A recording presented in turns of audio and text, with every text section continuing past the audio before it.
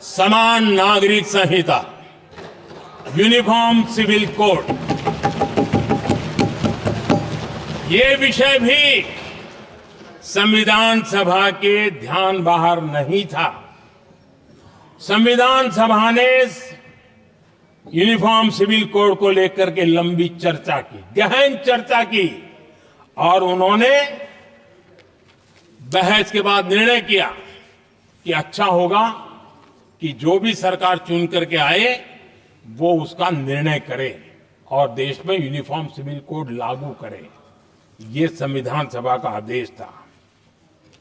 और बाबा साहब आंबेडकर ने कहा था, जो लोग संविधान को समझते नहीं है, देश को समझते नहीं है, सत्ता भूख सेवा कुछ पड़ा नहीं है, उनको पता नहीं है बाबा साहब ने क्या कहा था।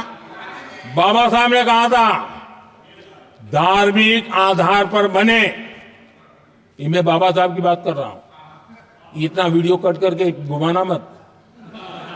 आदरणीय सभापति जी, बाबा साहब ने कहा था, धार्मिक आधार पर बने पर्सनल लॉ को खत्म करने की बाबा साहब ने जोरदार वकालत की थी। उस समय के सदस्य के.एम. मुंशी जी ने कहा था, समान नागरिक संहिता को राष्ट्र की एकता और आधुनिकता के लिए अनिवार्य बताया था कमा मुंशी जी ने। सुप्रीम कोर्ट ने भी कई बार कहा है कि देश में यूनिफॉर्म सिविल कोड जल्द से जल्द लाना चाहिए। सरकारों को आदेश दिए हैं सुप्रीम कोर्ट ने, और उसी संविधान की भावना को ध्यान में रखते हुए, संविधान निर्माताओं की भावनाओं को ध्यान में रखते हुए हम पूरी ताकत से लगे हुए हैं सेक्युलर सिविल कोड के लिए। और आज कांग्रेस के लोग संविधान निर्माताओं की भावना का भी, सुप्रीम कोर्ट की भावना का भी अनादर कर रहे हैं, क्योंकि उनकी राजनीति को सूट नहीं करता है। उनके लिए संविधान वो पवित्र ग्रंथ नहीं है, उनके लिए एक हथियार है राजनीति का।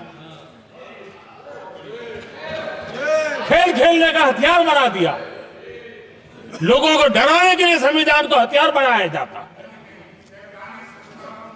आदरणीय सभापति जी, और ये कांग्रेस पार्टी, उनको तो संविधान शब्द भी उनके मुंह में शोभा नहीं देता है। इसलिए जो अपनी पार्टी के संविधान को नहीं मानते हैं, जिन्होंने अपनी पार्टी के संविधान को कभी स्वीकार नहीं किया है, क्योंकि संविधान को स्वीकार करने के लिए एक लोकतांत्रिक स्पिरिट लगता है जो जिनकी रगों में नहीं है। सत्तावाद और परिवारवाद भरा पड़ा है। अब आप देखिए जो कैसी शुरुआती कितनी गड़बड़ हुई है। मैं कांग्रेस की बात कर रहा हूं। 12 कांग्रेस की प्रदेश की कमेटियों ने, 12 प्रदेश कमेटियों ने सरदार पटेल के नाम पर सहमति दी थी। नेहरू जी के साथ एक भी कमेटी नहीं थी, नॉट अ सिंगल।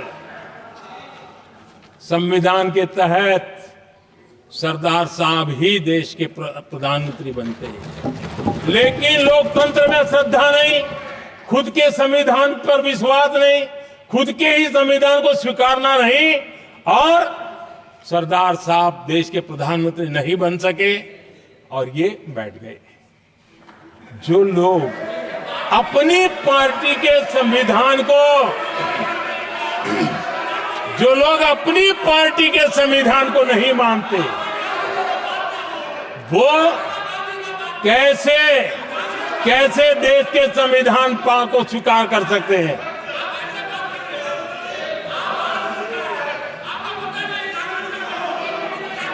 आदरणीय सभापति जी, जो लोग संविधान में लोगों के नाम ढूंढते रहते हैं, मैं जरा बताना चाहता हूं, कांग्रेस पार्टी के एक अध्यक्ष हुआ करते थे और वो अति पिछड़े समाज से आते थे। अति पिछड़े, पिछड़े भी नहीं, अति पिछड़े, अति पिछड़े समाज से आते हुए उनके अध्यक्ष श्रीमान सीताराम केसरी जी, कैसा अपमान किया गया। कहते हैं बाथरूम में बंद कर दिया गया, उठा करके फुटपाथ पर फेंक दिया गया। अपनी पार्टी के संविधान में ऐसा कभी नहीं लिखा गया, लेकिन अपनी पार्टी के संविधान को न मानना, लोकतंत्र की प्रक्रिया को न मानना और पूरी कांग्रेस पार्टी पर एक परिवार ने कब्जा कर लिया, लोकतंत्र को नकार दिया। आदरणीय सभापति जी,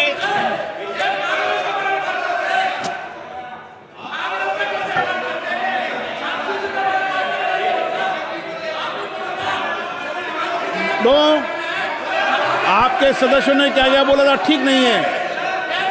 आप जब सदन के नेता बोल रहे हैं तो सदन की मर्यादा को रखो, आदरणीय सभापति जी को बनाओ।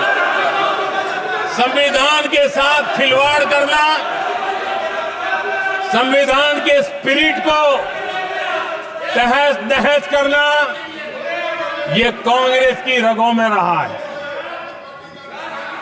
हमारे लिए संविधान,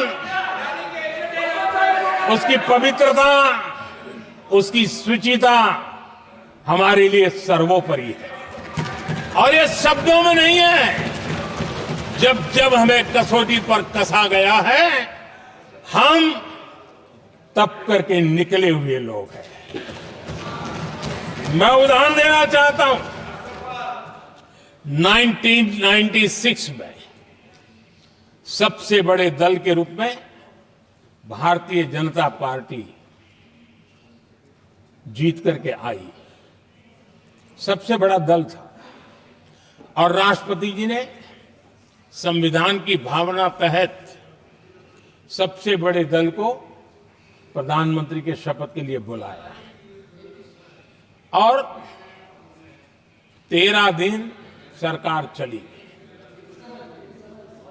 अगर हमें संविधान के स्पिरिट के प्रति हमारा भावना न होती तो हम भी ये बांटो, वो बांटो, ये दे दो, वो दे दो, इसको डिप्टी पीएम बना दो, इसको ढिकना बना दो, हम भी सत्ता सुख भोग सकते थे। लेकिन अटल जी ने सौदेबाजी का रास्ता नहीं चुना, संविधान के सम्मान का रास्ता चुना और 13 दिन के बाद इस्तीफा देना स्वीकार कर दिया। ये ऊंचाई है हमारी लोकतंत्र के। इतना ही नहीं, 1998 में एनडीए की सरकार थी, सरकार चल रही थी, लेकिन कुछ लोगों को हम नहीं तो कोई नहीं, ये जो एक परिवार का खेल चला है, अटल जी की सरकार को अस्थिर करने के लिए खेल चले गए। वोट हुआ, खरीद फरोख्त तब भी हो सकती थी, बाजार में माल तब भी बिकता था, लेकिन संविधान की भावना के प्रति समर्पित अटल बिहारी वाजपेयी जी की सरकार ने एक वोट से हारना पसंद किया, इस्तीफा दिया, लेकिन असंवैधानिक कोई कृत्य नहीं किया।